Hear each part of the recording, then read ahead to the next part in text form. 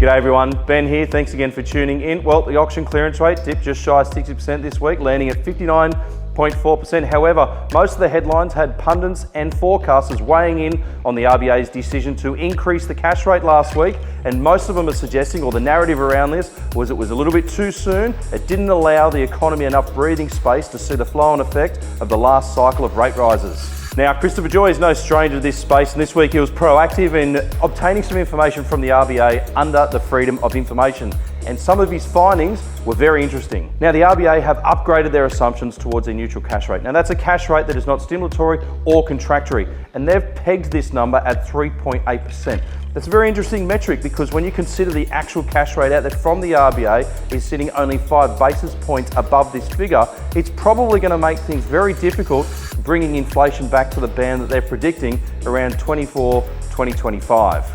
Mr. Joyce also referenced when we benchmark our cash rate against other countries such as the US, Canada, and New Zealand, we're typically sitting up to 1.4% higher than their current cash rate. Whereas at the moment, if we benchmark against the US, we're actually sitting 1.61% below the current cash rate in America.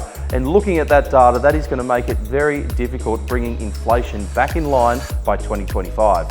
Across into the rental markets, SQM research data came out this week indicating that for the third consecutive month, we've had an increase in vacancy rates, up by 1.4%. By no stretch of the imagination are we suggesting that the rental crisis is over. It is still very tough for people to find a home out there, but it is showing some signs that maybe this is easing, maybe there's a little bit more breathing space and a bit more choice or selection out there for people looking to find that home.